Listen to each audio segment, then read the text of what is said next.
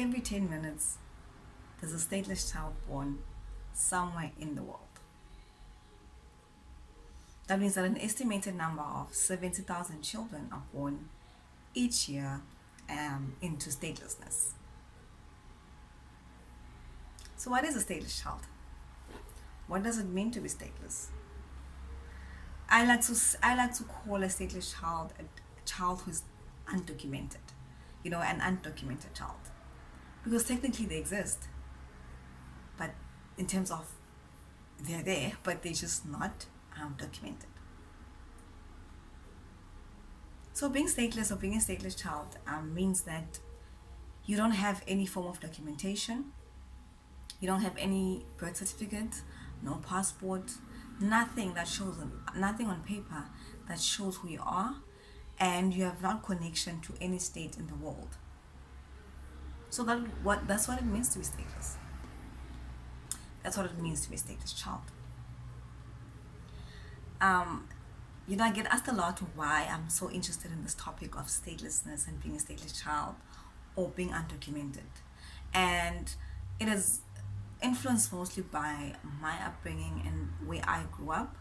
I grew up in South Africa in a very humble community, and by humble I mean it was very informalized and not technically just a mixture of rural, but not really rural. So we had a lot of friends and people we went to school with who did not have any documentation, and no paper, no legal connection to any state, whatsoever. And growing up, we didn't even know that they were stateless. They themselves didn't even know that they're stateless. But the problem came in when, in during secondary final exams, you are required to produce some form of documentation in order to sit for the final exams. And most of them, well, all of them who did not have any documents could not do it. And that's where it stopped for them. They could not study further, they could not complete their secondary schooling because they lacked that formal or that legal connection with any state, and there was nothing on paper to show who they are, where they were born, and who their parents are. So those are the realities of stateless children, and that's where my passion comes from, and that's why I'm doing research on statelessness and how a child who's stateless doesn't enjoy the same rights that a normal child does. And what's interesting is that people will ask you, is it even possible to be born stateless or born without a state? What doesn't even sound possible. And so when I got to university, I decided to do a master's in law, and I was doing insurance rights. And one of the things that came out to me obviously was I'm going to try and find out what more can be done, in terms of with my research in bringing about more awareness and finding out more about stateless children. And I did a comparison between Africa and Europe, and how children who are stateless are affected in terms of accessing their rights, when you're comparing it in Africa and Europe. So in my findings, I found that a lot of, especially in Africa, there's a lack of birth registration systems, and or birth registration processes at all. And it's estimated now that only 40% of children who are born in Africa yearly have their births registered by the age of 5 years. That means that less than half of children who are born have their births registered. And that's a huge problem, because that's where it mostly starts. Those are the huge contributing factors of statelessness in Africa. The other issue, the other factor that contributes, or that can make someone become stateless, is national gender discrimination in nationality laws. So as it stands, there are about 25 countries in the world who still have gender discrimination laws in their nationality laws. And what I mean by this is that in those countries, a woman is not allowed to pass on their nationality status to their child. So where a father is either unknown, cannot be found, where a father is stateless himself, or in some countries, if a father does not want to be recognized as the father of their child, then the child will unfortunately be stateless, even if the mother has nationality status and is able to pass it on, but the law does not allow for that. So that's another factor that contributes largely, or to a large extent, to children becoming stateless. Um, Other causes are related just to the creation of new states. So when one state breaks away from another and they create their own state, there are often a lot of sort of not enough processes to make sure that people who move from the one state to the other are given the proper nationality status that they need, and they often find themselves they cannot stay in the old state, but at the same time the new state does not recognize them as citizens or nationals of that particular state. So that's another cause of state succession. Of stateless or a child becoming stateless. Another factor, which is also a huge factor in African region, is the arbitrary deprivation of of nationality status. And this is where, for example, Africa has a lot of examples where nationality might be taken away because of some political motivation or as a weapon, in terms of political drive of some sort. So a person's status might just be removed or taken away, just like that. And that's really one of the big problems, that has been found to contribute to people becoming stateless. So a person can have nationality status at some point, and then all of a sudden it's withdrawn. So that's arbitrary deprivation of nationality status, which is also a factor or a cause to statelessness. And so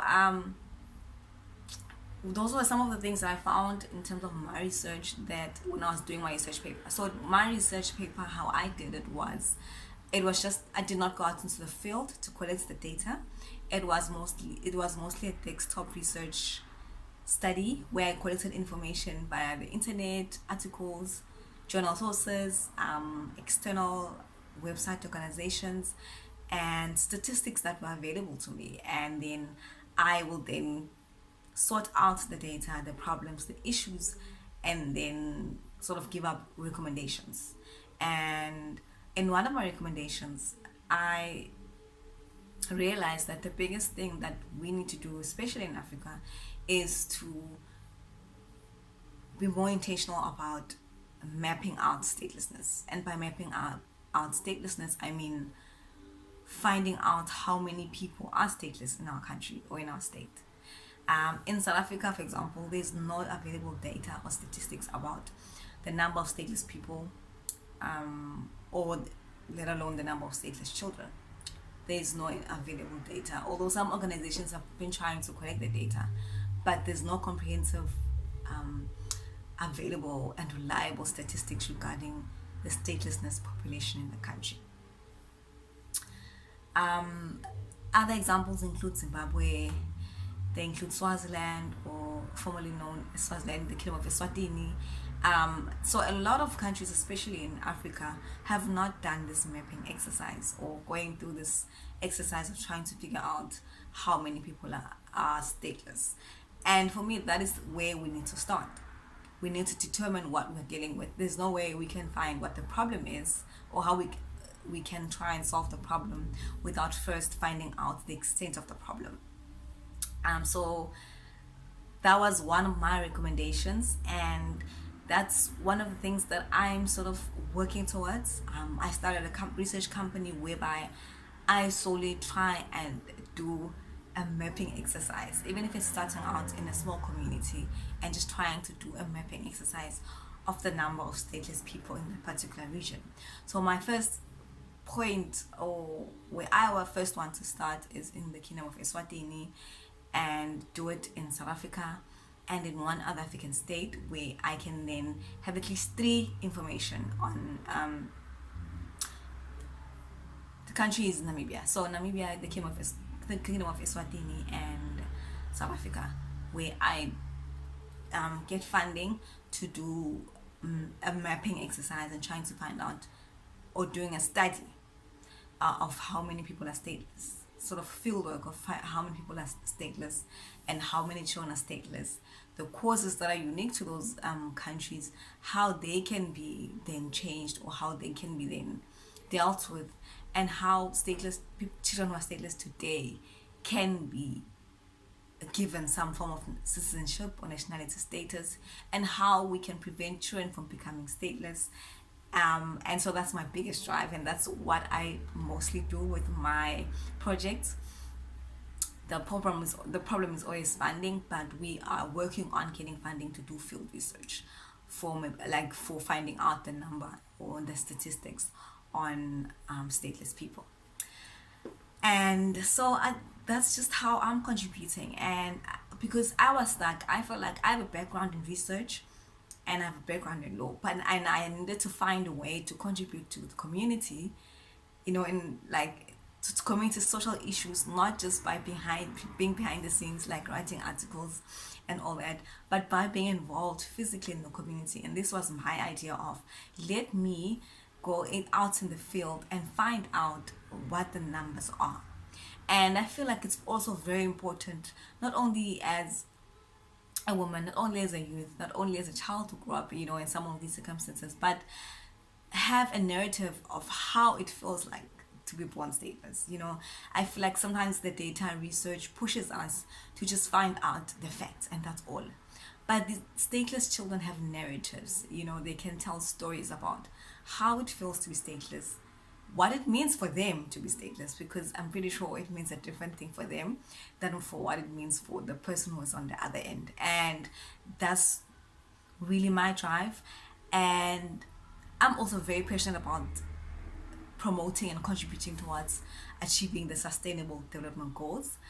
However, my fear is that, especially when I'm linking goal 4 and 5, which is to achieve quality education and life learning for all, and also to empower the girl child and make sure that women are equal and empowered. But this is where I get stuck, where it's a thing of, how do we celebrate achieving quality education if a child who is stateless is still struggling to obtain even the most basic of education? And how do we say we've empowered women if women find themselves in some countries and some states that don't allow them to pass on their nationality status to their own child solely because they are women? So for me, it's trying to contribute, yes, to the SDGs, but also trying to say there's a lot that needs to be done on the lower level, grassroots, in order for us to be able to say by 2030, be able to stand confidently and say we have achieved all our goals, and these are the lessons, and these are the people that have or are being being assisted, or their lives have been changed because of the sustainable development goals. And that's my driving force for what I do and my research efforts. I'm trying to do a lot of field work to collect this data, to know, then sort of collect the narratives of those who are living stateless. They often live in very dire situations, poverty, because they cannot find employment. Even if they do, it's minimal employment, it's labor work that does not, because they lack documentation, or they lack proper education, they have to get or stick to whatever they can get, which is often minimal, and it perpetuates the whole cycle of poverty. And in most cases where a child is born stateless, they grow up stateless, they give birth to stateless children, and it just becomes a cycle that never ends. And I don't think that as a world who's looking into a better future and a better for tomorrow would want to neglect children of today that are struggling, that are stateless. Yet we're saying we're creating a better future and a better tomorrow for the future generation. Children today are our future generation, and that's where we need to focus our efforts on.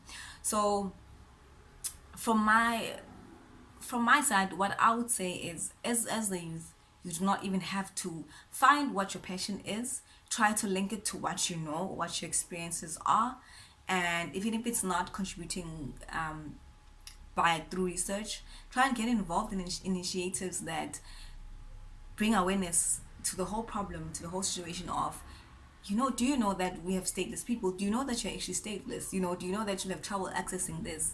This is what we can do. Try and find out, give them more information, find information on how they can be assisted.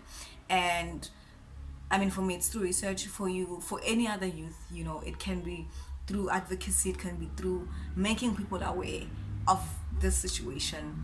I feel like the more we make noise about something, the more, the governments will start to listen. So as a youth, we need to mobilize and just make our voices heard about the plight and issues of stateless children. I really hope this was informative and that it inspired someone out there to go and do whatever you can do with what you have and what you know.